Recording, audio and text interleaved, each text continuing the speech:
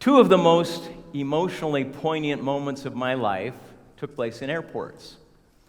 The first was at Gate 42 of the San Francisco airport in June of 1987. Accompanied by 4 baggage handlers, I knelt down on one knee, serenaded the love of my life, and asked her to marry me. And she agreed. The second was 23 years later in the security line of the Salt Lake City airport. I broke down because the day before, the love of my life had told me she no longer wanted to be married. I have learned about intimacy in profound ways from some of the most disconnected people in the world. I've learned about integrity from a group of compulsive liars. I've learned about creating true community from some of the people who are society's cast-offs. And I've learned profound lessons about happiness from some who had been misery experts previously. Meet the Other Side Academy. Standing before you now are close to 100 people who've been arrested on average 25 times.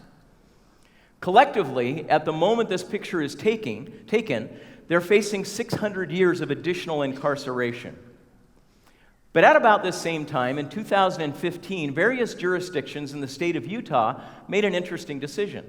They decided to give the folks in front of you now an opportunity to change their lives rather than go back to jail or prison. They moved into an old historic home in downtown Salt Lake City and called themselves the Other Side Academy. They had to commit to stay for a minimum of 2 years and find a way to reinvent themselves. Now, lest you be mistaken by the clean-cut folks in front of you, I want you to understand where they begin this journey. Here are 5 students as they begin. One of these students was first introduced to meth at age 5 by her mother as they lived under a bridge. Another was relentlessly tortured by both mother and brother for many years when they were young. Another gained respect from a gang by stabbing a sleeping homeless man. Another used their body as an ATM for over a decade on the streets of Salt Lake City just to try to stay high. And another first shot someone at age 14. These are students of the Other Side Academy. Now, they had a problem when they first moved into this historic home in downtown Salt Lake City. The government provided them no resources, nor did they ask for any. They had to find a way to support themselves. Now, some in the audience today and some listening to this later probably have some business experience, so I want you to put this problem to yourself. If you had 100 felons and had to find a way to help them start a business enterprise they could succeed at, what would you recommend they do? Well, surprisingly, they decided to start a moving company.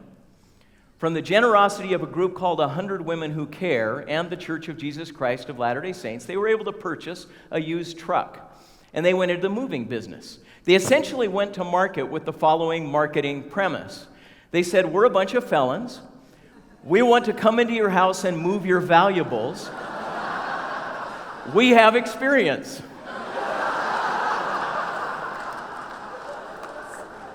The market was understandably nervous. It took a while to get a few customers. But once they had them, they responded with a level of professionalism, integrity, and compassion that was unprecedented in the industry. They started making money and were able to wrap their truck. They called themselves the Other Side Movers. Soon, revenue was rolling so fast that they were able to purchase with their own resources a second truck, and then a third, and then a fourth, and a fifth, a sixth, a seventh, and an eighth. This month, they will do 300 moves. They are now the #1 rated moving company in the entire state. They were so successful.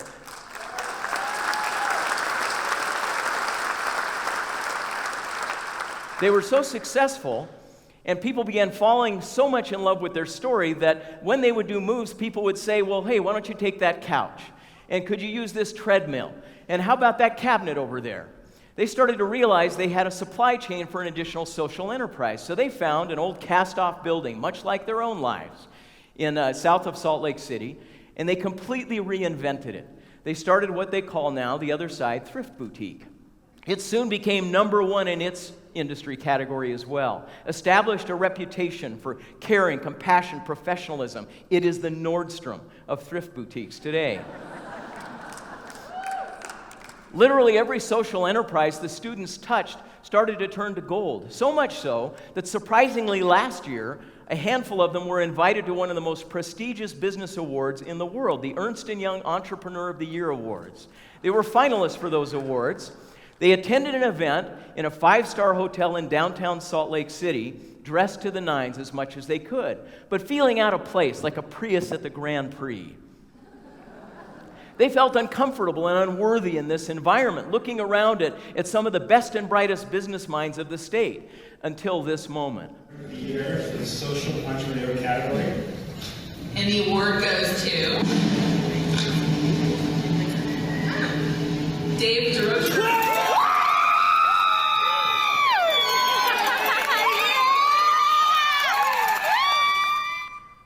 The video doesn't capture it. One of the students fell off his seat. How does this happen? Literally, within just a couple of years, they were producing $500,000 a year in positive cash flow, supporting themselves entirely with no outside resources. They were creating businesses that were the envy of every industry that they chose to compete in. They had employers lining up to hire graduates. How does a group of such profoundly broken people create such remarkable results? The answer to that question has implications far beyond sobriety and criminal reform, and has lessons for all of us about profound human change and happiness. Here's what I've learned. All lasting happiness in life is determined by our capacity for 3 things: truth, love, and connection. Suffering, by contrast, is a consequence of the lack of these. The degree of intimacy that you achieve in your relationships is limited by the level of honesty that you express. None of us knows the true contours of our character until they're exposed in relationships. It is the friction of relationships, of mutual truth, complete mutual truth, that exposes our weaknesses, and if we stay in that truth, relentlessly reshapes us. Students arrive at the Other Side Academy broken, but not broken the way you and I might think. It isn't because of either what they've done or because of what's happened to them. It's because of lies that they inherited from those experiences, beliefs that they begin to acquire about themselves and about life. It is those that create the toxic lives that they've experienced. And so how does this get dealt with at the Other Side Academy? There are basically 3 things that the Other Side Academy offers. The first is real work. The second is relentless truth. And those 2 are offered for a long time. Let's first talk about the real work. The first day you arrive at the Other Side Academy, you don't sit in a circle and talk about your past life. You get to work. You join a family. You're responsible to help support the family. So if meals need to be cooked, you're cooking them. If the yard needs to be beautified and fixed up, you're doing it. If moves need to be booked, you're responsible for that. If supplies need to be taken care of, if moves need to be executed, if the house needs to be cleaned up and beautified as well, the students are the ones responsible for this. It is in the course of creating these relationships that their weaknesses are manifest. Our defects are most fully exposed when we engage in these kind of interdependent relationships. So students begin to see this in one another. And that's where the second component comes in. First, real work. Second, relentless truth. Twice a week, students will sit in groups of 20 and tell each other about themselves in a way that you and I would never want to experience. They hear unvarnished truth about what people have noticed about their most deep defects as they've conducted their lives in the previous few days. Now, rather than talk about this, I want you to experience it. So you're going to see the person on the left in the screen in front of you play what we call the game. Now, it's not the game because it's fun. It's the game because it's challenging, it's structured, it's intense. It's an opportunity for people to learn to relate to each other in a new way. So Dave, the most senior member of the house to the left in front of you, is going to play the game with a student who arrived wanting to change his life but quickly lost sight of that. He decided he was there to meet a woman, and he found one that he thought would do just fine.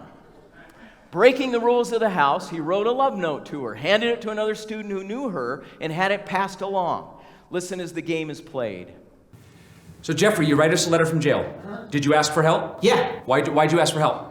Because I need help. So you write us a letter from jail. Yeah. You ask for help. We come and we interview you. We get you here, out of jail, so you can come change your life. You're here for less than a month, and you're already writing one of the women a letter, stating in the letter, I really care about you, I really like you, I can't wait till I can talk to you. And because you don't have the balls to give it to her directly, you give it to somebody you've known for a few years, you pull him into your because you don't give a about him or her, and in the letter you say you care about her. She's got 10 years suspended over her head. Don't even get started. Make me understand who the hell you think you are and why you can come in this house and do that.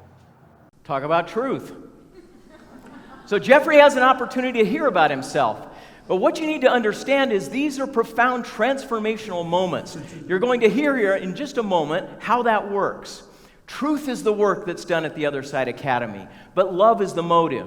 I want you to watch in this next clip the moment that the connection occurs. You're going to see this time a student named Greg in the center of the screen who stole something, did something he wasn't supposed to. He's going to have somebody bring that to him. It's the person he tried to misdirect attention to. He tried to blame for the mistake. I want you to listen not just to the truth being delivered, but what happens afterwards that causes the connection to occur. You know when we went down there what happened. And I trust you, and this is the kind of you give me in return. You throw me under the bus, I get called into court and question my integrity that I've been working on so hard, and you just blow it right there. Now I have to prove to the staff and everyone that I didn't. You know what? Greg is that you won't listen to what he's bringing you, man. He cares about you. We all care about you, and you're sitting over there. I didn't do that. I don't remember that. You're right. Hey, Russell, you're right, man. I'm sorry, man. I did that. Did you see the moment? The truth is delivered, love is expressed, and then Greg surrenders to a better version of himself. That's how change happens. You and I don't know ourselves until it's exposed in relationships, and relationships of mutual truth are what relentlessly reshapes us. I saw this happen with this young man. Again, his name is Jeffrey. He arrived a compulsive liar. He got in trouble constantly for it. The other students in the house were perpetually calling him on it. He was relentlessly given consequences as well. He finally got discouraged. One day he walked in and addressed Dave, the most senior member of the house. He said, Dave, I want to thank you for everything you've done for me, but I'm done here. I'm going to leave the Other Side Academy. It's not for me. He said, but I do want you to know how grateful I am for all you've tried to do. He turned and started to walk away. Dave tore the glasses from his face, leapt onto the coffee table, and said, damn it, Jeff, you are not going to leave. Do you want me to tell you why you're not going to leave? Jeff turned slowly and looked him in the eye, then nodded sort of dumbly. He said, yes, I do. Dave said, you know why? Because you may be many things. You may be a liar. You may be a drug addict. You may be a thief. But you're not a quitter. You are not a quitter. It is only in relationships of unrestrained truth that we come to see ourselves most fully. Truth alone is impotent.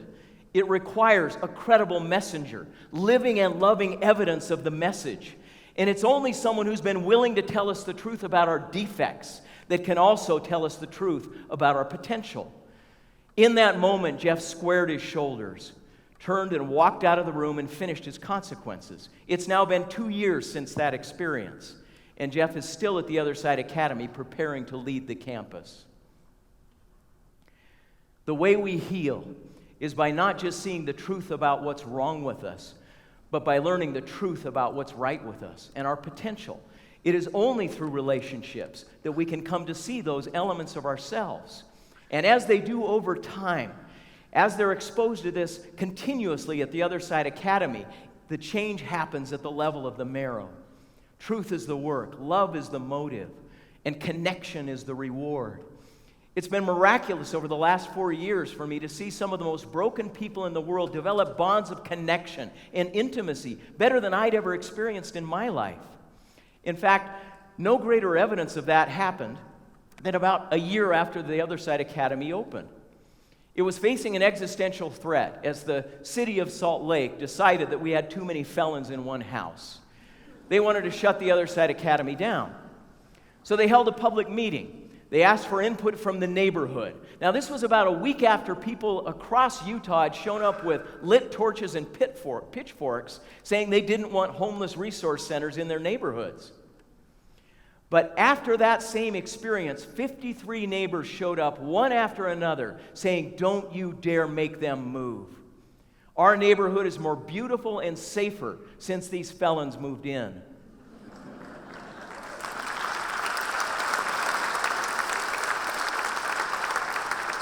One of the most remarkable testimonies, and we didn't know what was going to happen, one person after another stood up, was a mother who stood up and said, "I've been driving my children to school every day because it's such a dangerous neighborhood, but it's gotten safer recently, and I realized it's ever since these guys moved in, but I didn't know who they were.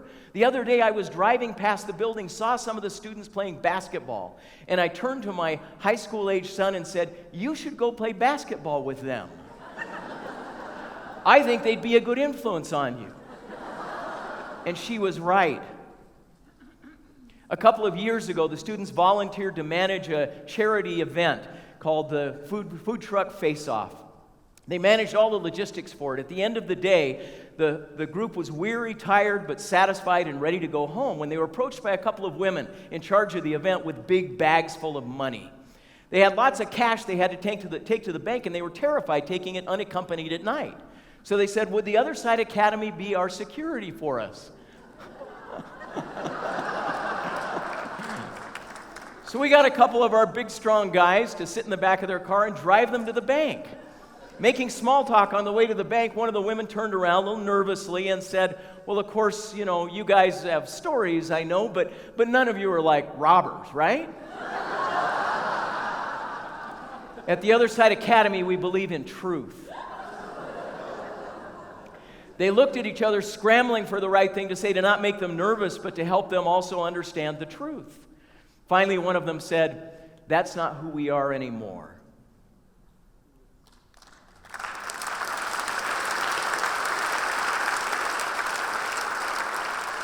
As much as these remarkable events are evidence of what can happen when we expose ourselves to truth in the context of love, there's also no greater evidence than just the changes in visage, the changes in countenance that happen with students over the course of 2, 3, or 4 years.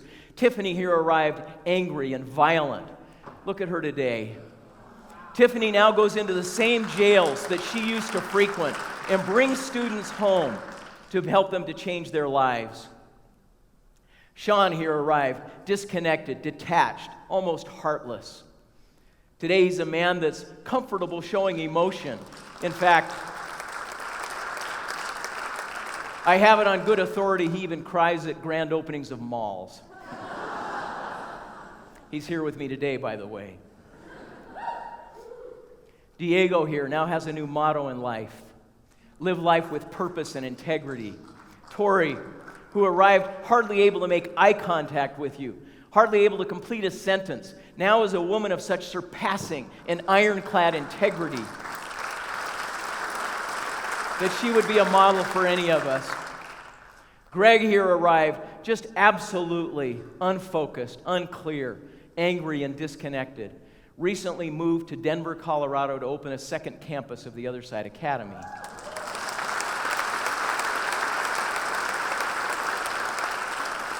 And as much as I marvel at the miracles that I've seen happen in the lives of students at the Other Side Academy, none of them is more important to me than the miracle that I have seen happen in my own life. My wife and I did not divorce. Today our relationship is stronger than it's ever been. And the reason for that strength is in part because of the vulnerability and honesty we've learned by students of the Other Side Academy. All lasting happiness in life is determined by our capacity for truth, for love, and for connection. Thank you.